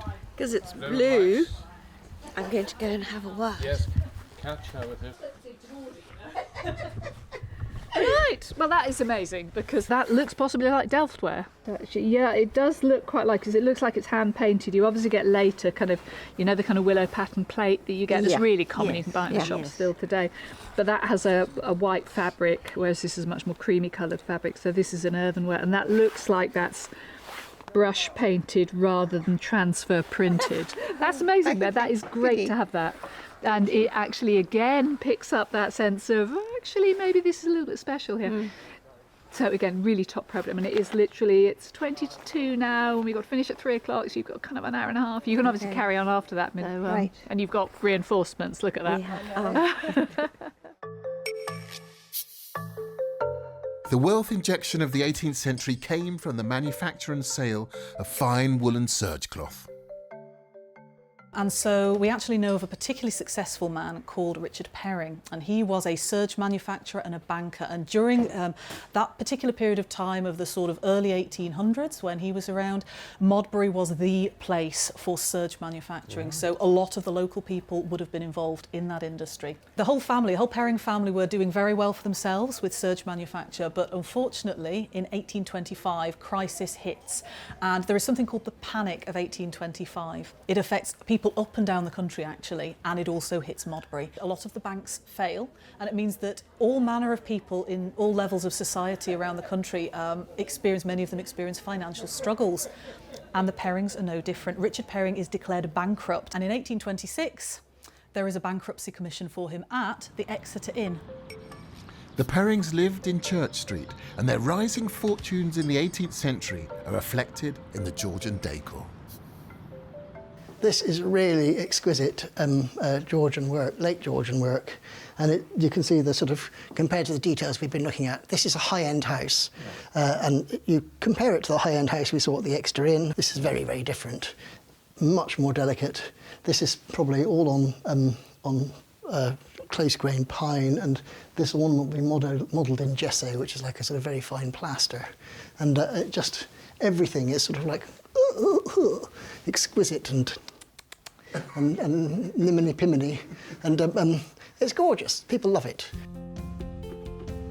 After the Panic of 1825, smaller manufacturers survived by making plush and hats. And Naomi's post-excavation work on the material from Brick House revealed it wasn't leather, but part of a species of nut, probably used in the dyeing process. Brick House is said to have been a hat factory in the 18th and 19th centuries, at the time when the Stetson hat empire was in its infancy on the other side of the world. And the traditional techniques, well, they haven't really changed. So this is a new hat. The number of X's here on the hat indicate how much purity there is for the fur felt. So this is a 6XXX, which is a pretty high fur felt. So beaver fur is the traditional method of making a hat. And there's a whole felting process, which involves a lot of water and a lot of heat. And it's a multiple step process it's not quite like building a sword, but it's almost like plating on the hat itself. As we come to the end of our time in Modbury, there's still the burning question of where the lost priory stood. Richard, we have been talking and talking about where on earth the priory can be. And one of the things that everybody keeps saying is, well, there's the prior's door. Doesn't that help? Now, does it help? I don't think it does, Okay. because I don't think that door could possibly have been made in the medieval period. It clearly looks 16th or 17th century, very late 16th or very early 17th. The next thing I want to ask you about is the extension of the churchyard, because it used to be very narrow along the north side, and then between the 1840s and the 1910s it was extended, and they think they found the priory. So we've got this plan that's come from the local historians in Modbury, which actually marks a square saying priory, and this plan is located by the graves, and grave E here is the grave of Sarah Watts, who was buried in 1897. Now that one I've hung my bag on. You can see it over there. So this, which I mean maybe could possibly be the cloister, is the other side of that grave, between that and the hedge. Yes, that's about where Sarah Watts is buried. So we can now construct our church here. We can have our freighter. We can have our dormitory, or perhaps our dormitory here. And there is Modbury Priory, I think. And we have lots of examples in Devon. Well, there's two, Prehistoric and St Mary's Totnes, where the Priory church is right next to the parish church. So, what are we going to do about this door, which works perfectly as a prior's door, except that it is 300-400 years too late? How are we going to solve that? It becomes the entrance to somebody's very glamorous private pew. We know that the Champagnans had an enormous mansion over there. We know that this transept is full of their tombs. So the Champagnans simply walk through what used to be the priory, straight in via a slip or passage to their brand new, exciting, Renaissance style private pew. And perhaps Hugh Stetson was responsible for carving the Champagnans' pews. After the death of the last prior in the 15th century, the priory fell to ruin. The valuable dressed stones were removed until only the church remained. We've dipped into thousands of years of Modbury's rich history, and Dominic has decided to leave something for future archaeologists. Well, we thought, well, before we fill the hole in, we would leave a little message to the future. And so we've just said why we dug the hole, so for the time team.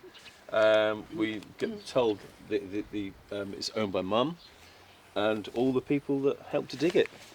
Amazing. That's really sweet thought, isn't it? And what else have you got in the time capsule? And we've donated a penny to the future. We can't afford much more than that. So that's going to be it. But hopefully it's a 2016 1p piece. Fantastic. Well, I'll tell you what we should do as well.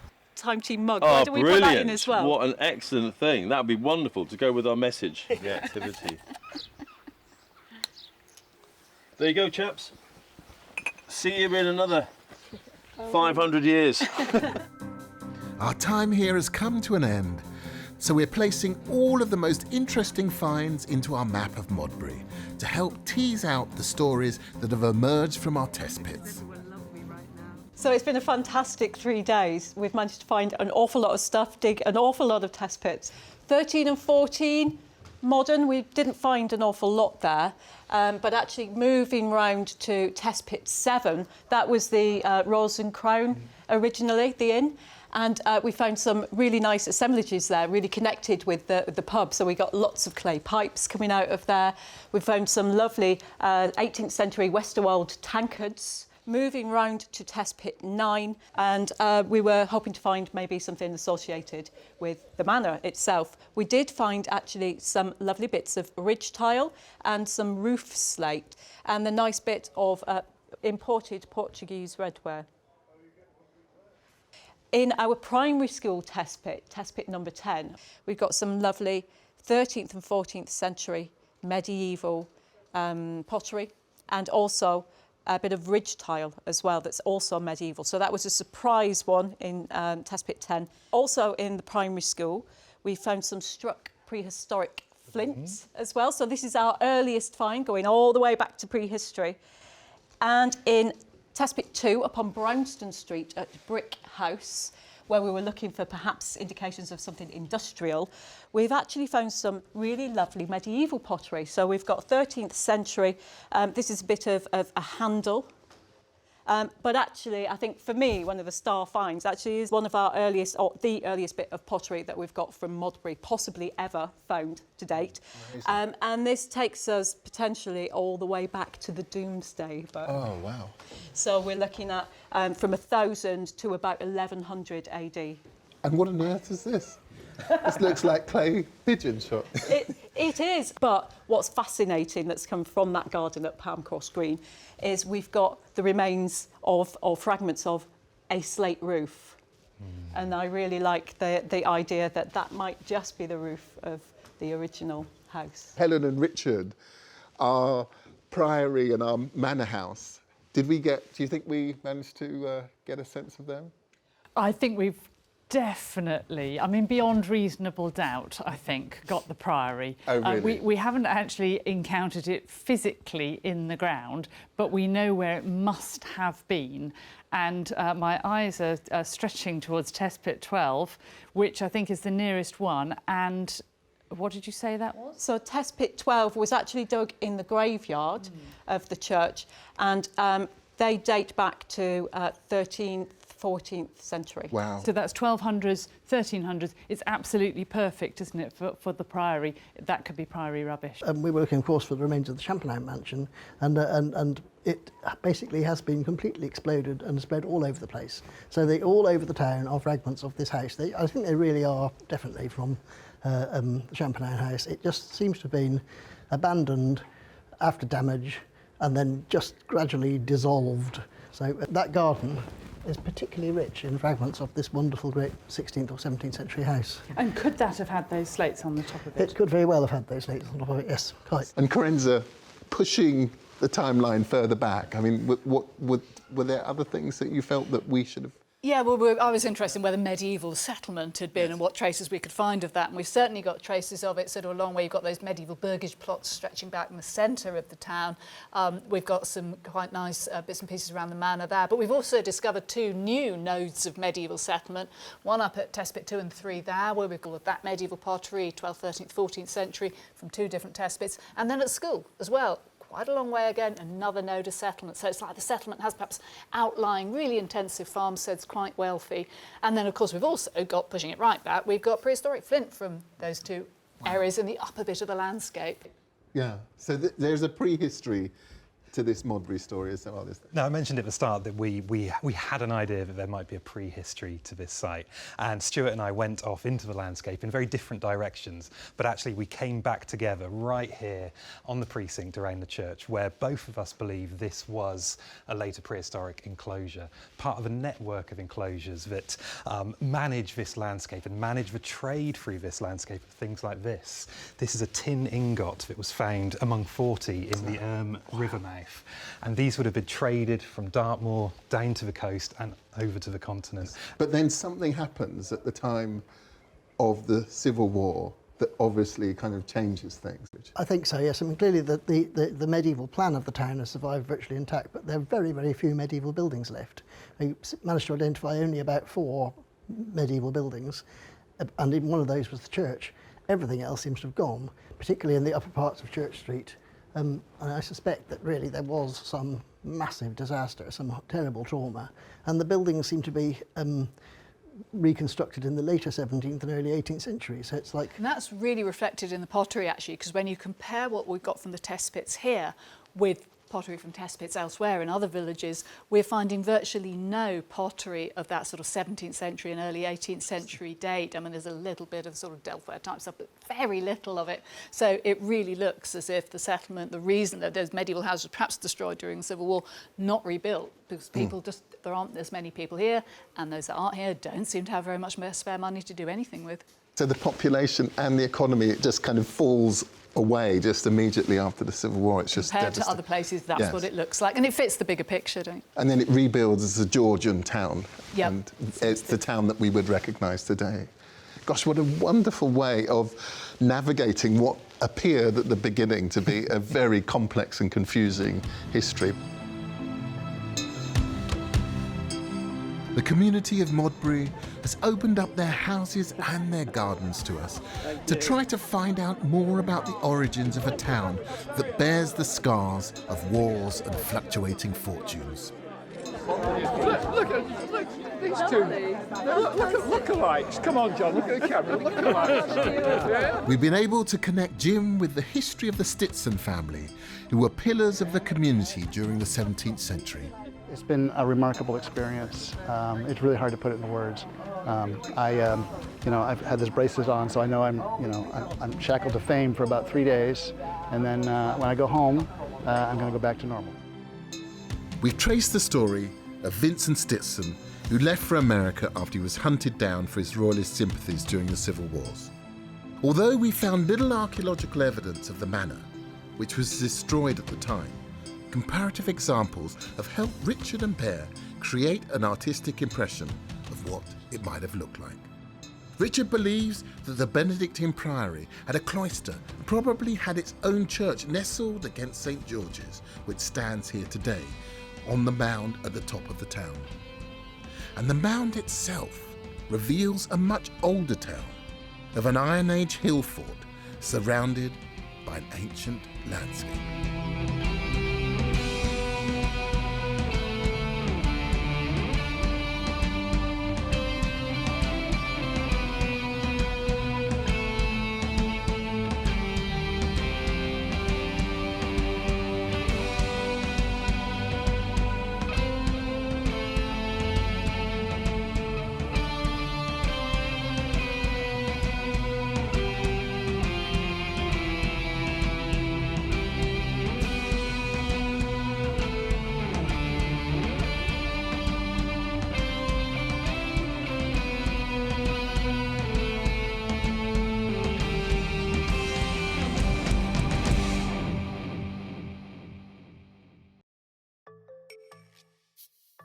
Join Time Team on Patreon to access exclusive 3D models, masterclasses, and behind-the-scenes insights.